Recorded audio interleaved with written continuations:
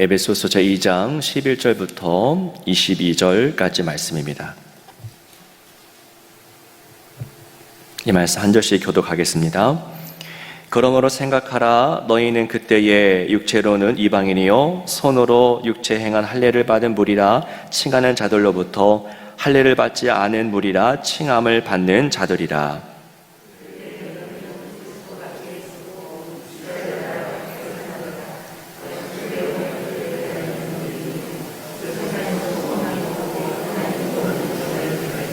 이제는 전에 멀리 있던 너희가 그리스도 예수 안에서 그리스도의 피로 가까워졌느니라.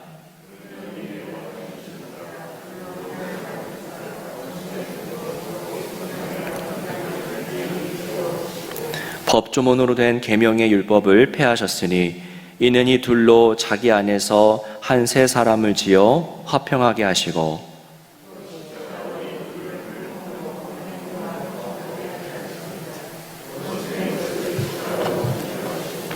또 오셔서 먼데 있는 너희에게 평안을 전하시고 가까운 데 있는 자들에게 평안을 전하셨으니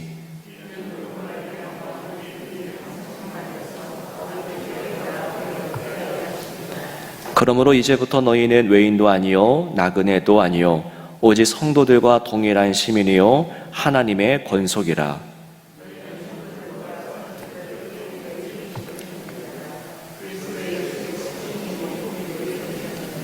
그 안에서 건물마다 서로 연결하여 주 안에서 성전이 되어가고 너희도 성령 안에서 하나님이 거하실 처소가 되기 위하여 그리스도 예수 안에서 함께 지어져 가느니라. 아멘. 아멘. 네, 새로운 한 주가 시작되었습니다. 또 태풍이 북상하고 있어서 저희가 또 준비를 하고 또 대비를 하고 있는데요. 또 안전한 한 주, 무엇보다도 말씀과 기도로 살아있는 살아 숨쉬는 그런 생동하는 한 주가 되기를 소망합니다. 바울은 에베소 교인들에게 영적 진리가 담겨 있는 편지를 써서 보내고 있습니다. 편지의 핵심 내용은 다름 아닌 삼위일체 하나님이 우리에게 이루신 일이 무엇인가, 성부, 성자, 성령 하나님 이루신 일들을 세세하게 기록하고 있는데요. 오늘 본문의 말씀 2장 11절 이하의 말씀은 특별히 예수 그리스도의 사역으로 인한 그런 열매들, 우리의 삶에 변화된 어떤 기점들에 대해서 밝혀주고 있습니다. 예수 그리스도께서 이루신 일이 무엇인가 보면은 한마디로 하나됨입니다. 하나님과 우리가 하나가 되고, 그리고 우리가 우리 사이, 그러니까 인간과 인간 사이의 그 모든 관계들도 온전하게 친밀해지는, 화해하게 되는 그 하나됨의 역사가 일어난다라는 것이죠. 그래서 며칠 전에 말씀을 드렸지만 하나님과 우리의 관계성은 나아가 나와 이웃과의 관계로 연장됩니다. 그래서 둘은 사실 하나죠. 하나님과 관계가 친밀하면 사람과의 관계도 정직하고 또 신실해질 수가 있는 것입니다. 그 둘은 하나입니다. 자, 바울은 이를 명확하게 보여주기 위해서 그들, 에베소 교인들의 이전의 상태, 예수를 만나기 이전의 상태를 짚어주는데 11절 말씀을 한번 보시면요. 그때 이렇게 기록되어 있습니다. 그때의 육체로는 이방인이요 라고 기록되어 있죠. 그때의 이전을 말하는 겁니다. 지금이 아니고 너희들이 예수님을 만나기 전, 예수가 이 땅에 오시기 전, 예수의 은혜가 펼쳐지기 전에 너희는 육체로는 그저 이방인이야. 여러분, 유대 문화 가운데 이방인이라고 하는 용어는 사실 좋은 의미가 아니죠. 하대하는 것이죠. 무시하는 겁니다.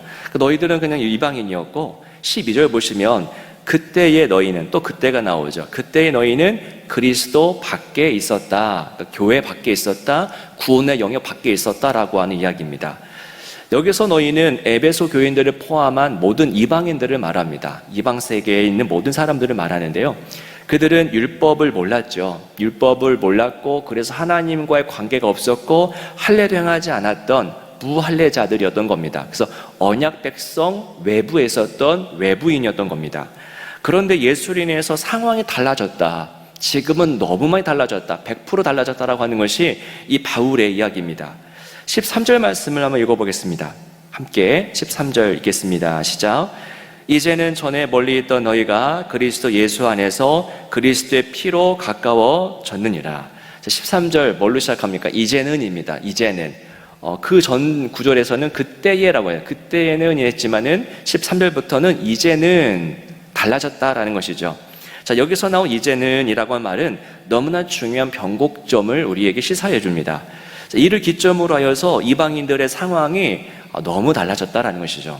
달라졌는데 외부인이었던 그들이 이제 주 안에서 하나가 되었다. 유대인들과 또 하나님의 백성들과 하나가 되었다. 그 변화의 근거가 무엇입니까? 그리스도의 피, 예수의 성육신과 십자가와 부활이라는 것이죠. 자, 어떻게 이런 일이 일어난 것인지 14절 이하 말씀이 밝혀줍니다. 자, 예수님께서 뭐 하신 겁니까? 14절 한번 눈으로만 보시면요, 중간에 막힌 담을 허무셨다라는 것이죠.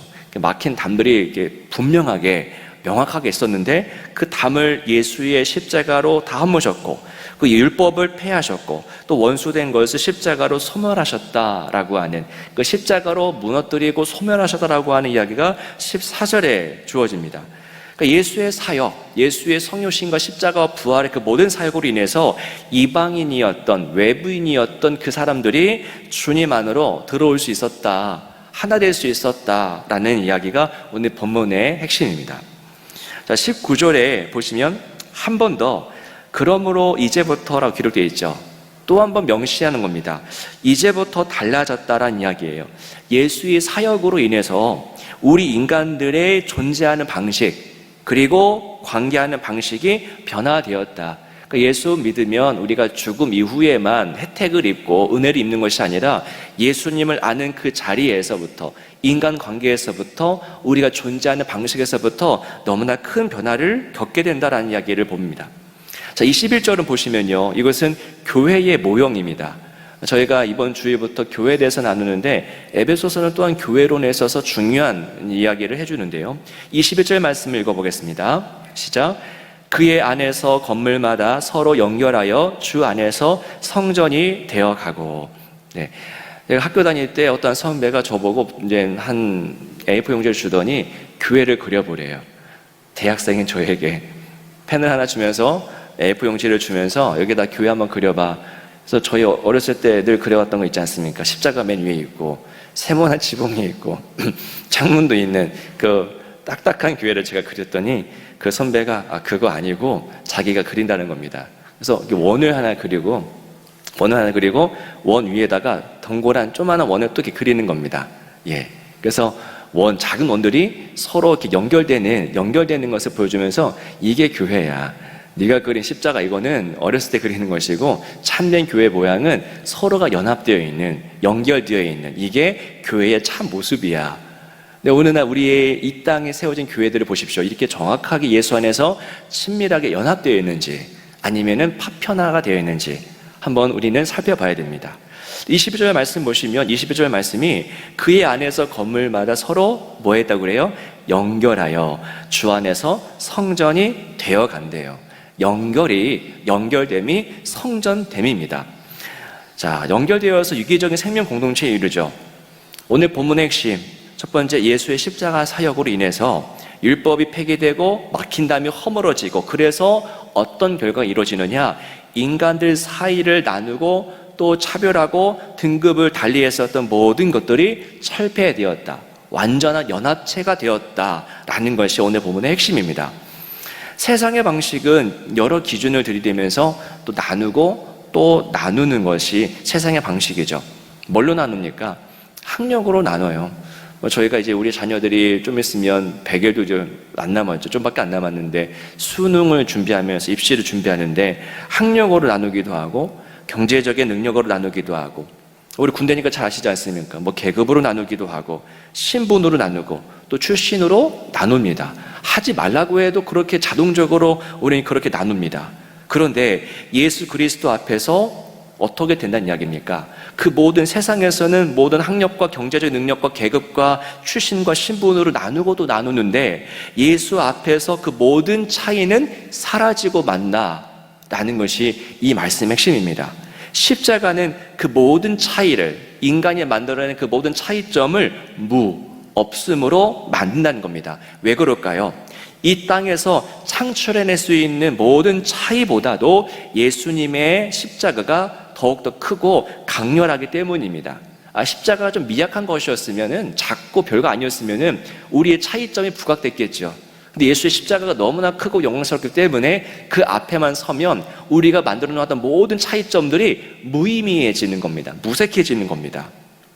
예수님의 제자들을 보십시오. 거기에는 어디서부터 어디까지 있습니까? 제자들. 그 제자들의 스펙트럼이 너무 넓거든요. 열심당원에서부터 세리까지. 세리는 나라 팔아먹는 자들입니다. 열심당원은 아주 오늘날 말하면 아주 거의 구구에 해당하는, 그래서 열심당원들이 가장 죽이고 싶은 대상이 세리였다고 합니다. 그런데 예수님은 세리도 부르시고 열심당원도 부르십니다. 그 모든 이들을, 극과 극에 놓인 사람들을 자기의 제자로 품으셨던 그 사실을 우리는 기억해야 됩니다. 세상의 방식은 인간이 가지고 있는 차이점을 계속 부각시키죠. 이래서 너희들과는 내가 안 돼. 우리는 하나 될 수 없어. 세상은 이처럼 계속 나누고 또 나눕니다. 그러나 예수가 하셨던 일은 무엇입니까? 이 땅의 모든 차이점을 무력화시키십니다. 모든 다 허무시고 하나가 되고 연합되게 합니다. 촛불과 횃불을 보시면 너무나 큰 차이죠. 촛불은 손가락만 하고 횃불은 좀 더 크니까 그 불빛이 나타내는 어떤 그 불의 크기는 크게 차이가 납니다. 하지만 이 둘이 만약에 태양 앞에 서게 된다면은 아무런 차이가 없어지겠죠. 촛불도 어둡고 횃불도 어두울 겁니다. 태양빛이 너무나 강렬하기 때문이죠. 여러분, 예수님이 이루신 일이 바로 그와 같습니다. 태양과도 같죠. 그분 앞에 서면, 그분 안에 거하면 우리의 모든 차이점들은 사실 무의미해집니다. 없어지고 보이지가 않습니다. 계급 나누고, 배움의 정도로 나누고, 재력으로 나누고, 내게 호의적이냐 호의적이지 않느냐로 또 사람도 나누지 않습니까? 그래서 사람 다가오면은 딱 스캔을 하겠죠. 저들과 내가 어느 정도로 가깝게 지내야 되겠구나. 그런데 우리가 예수 안에 서게 되면은 그 모든 차이점들이 사라지게 되는 겁니다.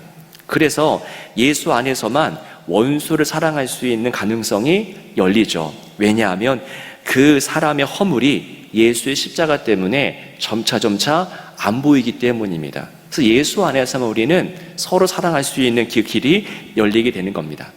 사랑하는 여러분, 우리의 관계들 가운데, 우리의 교우들의 관계들 가운데 또는 가족들의 관계 가운데 혹 막힌 담이 존재한다면 예수 안에서 그 모든 담들이 허물어지게 되기를 소망합니다. 아니, 예수님은 이미 그 모든 담을 허무셨습니다. 우리 교회가 서로 거침없이 교제하고 또 아끼고 사랑하는 공동체, 그래서 이웃을 사랑할 때에 내 몸과 같이 아낌없이 사랑하는 그런 교회가 되기를 주님의 이름으로 축원합니다. 기도하겠습니다.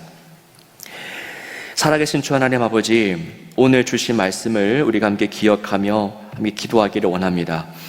주님, 예수가 이루신 일은 너무나 크고 또 영광스러워서 우리의 모든 차이점들을 무로 만든다고 말씀하십니다. 그 예수 안에 거해서 나와 다르다라고, 저들과 함께 할 수 없다라고 생각했던 모든 습관들을 내려놓고 온전히 연합되는 교회됨의 모습을 우리가 나타낼 수 있도록 인도하여 주옵소서. 이 시간 말씀 붙잡고 기도합니다. 우리 가운데 임재해 주셔서 이 기도 시간을 통해서 하나님의 영광을 맛보며 모든 것을 주님께 아뢰며 나가는 시간 삼아주시고 성령께서 함께하여 주옵소서. 주 예수 그리스도의 이름으로 간절히 기도하옵나이다. 아멘.